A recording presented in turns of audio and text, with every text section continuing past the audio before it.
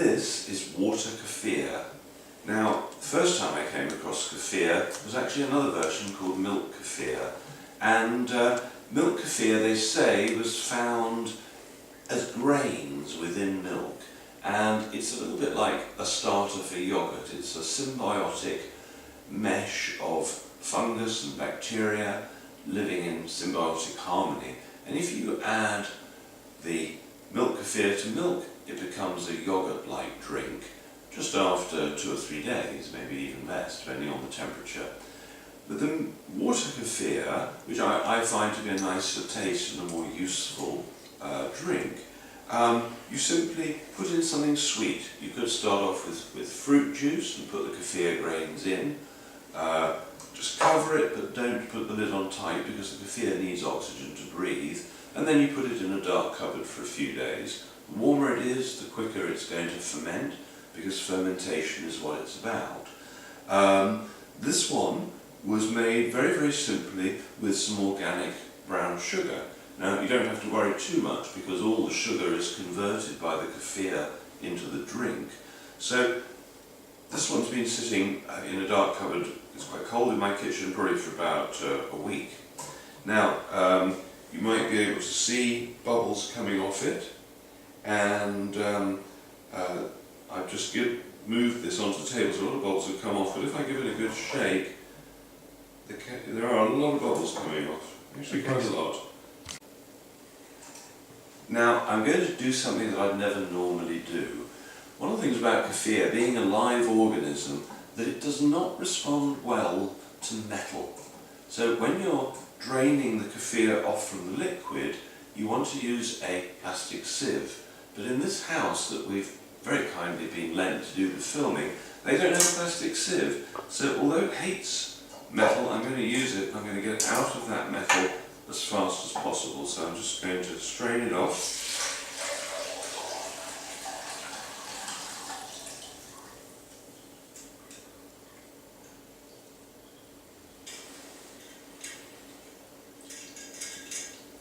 So as you can see, you've got these gelatinous crystals. I'm just going to transfer this over here.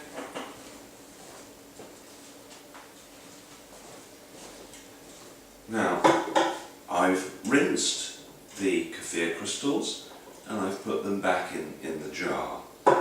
Now, perhaps we'll just taste some of this brew and see what it tastes like. The younger it is, the more child-friendly it tends to be, because as with all fermentation processes, you'll find that the longer you leave it, the more it turns to vinegar. So Stefan, would you like to come along and try some of this? Here we are. Yes.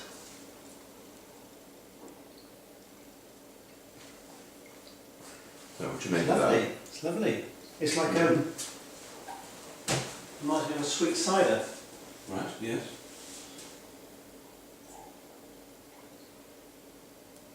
There is an element of alcohol there, but the alcoholic content is very, very, very, very low. But I think it's quite pleasant. Very refreshing, it's lovely. Let's say you'd had it 2 days ago, let's say it was 4 days old, wouldn't have had that cidery flavour. It would be more a pure flavour of the kefir itself. But now, what we can do with this now is we can do a secondary fermentation. So let's say you had some dried mango or some strawberries or pineapple or anything, any fruits. You can now just put them in again, just cover it with a cloth for instance, and put it back in the cupboard for a day. And now you'll have mango flavoured kefir or strawberry flavoured kefir or whatever it is. You can start making kefir cocktails with all the berries, or it's endless, absolutely endless what you can do with kefir. And some people like to start with half water and half white grape juice. Now, depending on every batch of kefir is different, so everybody's one will have a slightly different taste to the next. There's different bacteria, so you can make a fairly passable champagne if you want to make it for a few days and then shut the lid. take the kefir out but shut the lid, because even though there's no kefir in there, there's enough to still continue the fermentation, because now it's live. So the incredible thing about this stuff is that it really is alive in the real sense. Having worked with it now for a couple of years, I'm convinced that your thoughts have a direct effect on it, and it's like having a pet. And one of the things is it grows. Somebody gave me maybe that much, and I've given away jars and jars and jars and jars full of this stuff. It grows like mad, and if I don't pay attention, let's say I'm really busy and I just haven't had time for it, the size of the grains gets smaller. And then if I'm giving it attention, feeding it with sweet stuff often enough, the size of the grains will come right back and swell out. And it can double in the summer, particularly when it's warm. You can find this can double in a month. It'll take over your whole kitchen, and then the street. Kefir my money. But the great thing is you can give it away to all your friends. And the results I've seen with this are very, very interesting. Somebody came to me and said they had a little bit of a bowel problem. So I said, well, actually kefir is very, very good for bowel problems. Anyway, he rang me about 3 days later and said, look, it was 3 days ago, the bowel problem was cured. He said, I didn't tell you, and I've had diarrhea really badly for 9 months, and it fixed it in 3 days. So if you go online and look kefir and natural cure on Google, you might be amazed at the things that it can help with when it comes to restoring health. So it's not actually about curing anything, it's because your body does the curing. It's about re-establishing the good beneficial bacteria and fungal life in your gut, because 85% of the immune system is in the gut. So if you put the friendly guys back in, suddenly your immune system can work properly. Suddenly diseases are irrelevant because you're on the way to achieving health. And I think, I don't know about you, but I think the default system for the human being is healthy and happy. Yeah, absolutely. I think it's a lot of truth in it, Clive. Now, one of the really, really interesting things about the kefir we've strained off is we can now do a secondary fermentation. We can add whatever fruits you might have, and it could be strawberries, raspberries, mangoes, pineapples, apples, anything you like. It doesn't have to be limited to fruits either, but however, I think it works best with fruits. So let's say you have some dried mangoes even. Put the dried mangoes in there, cover it with a cloth just to keep the flies out, put it in a dark cupboard for 24 hours or so, and now you'll find that you've got a rather delicious mango flavoured kefir, and similarly with all the fruits, and it's really worth experimenting.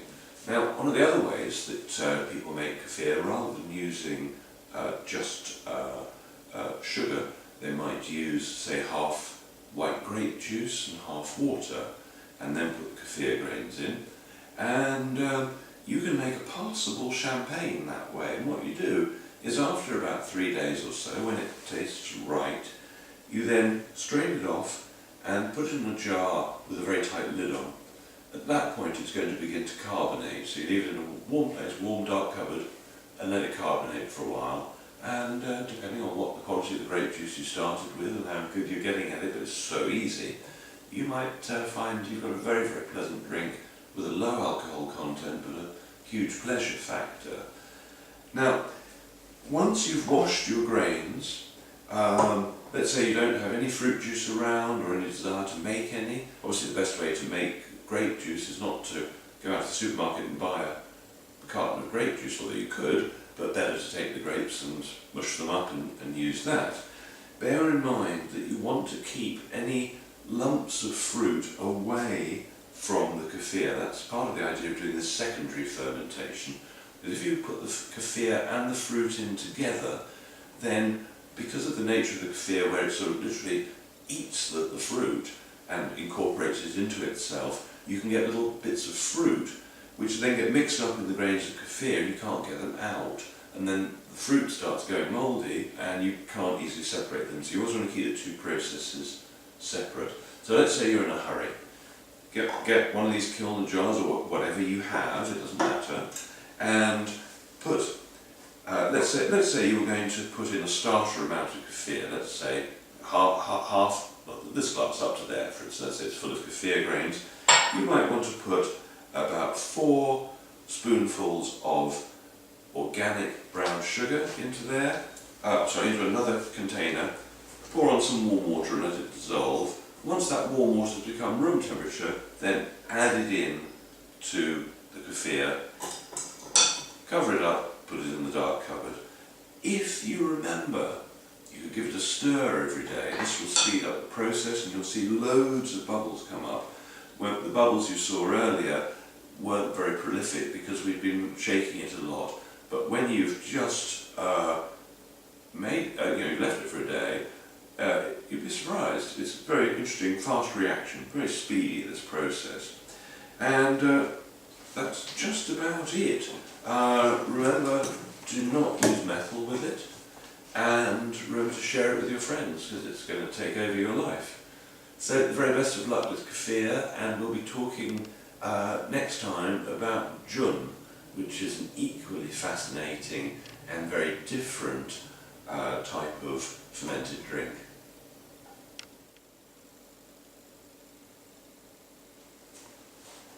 Day by day, as the kefir matures, it turns more and more vinegar-like.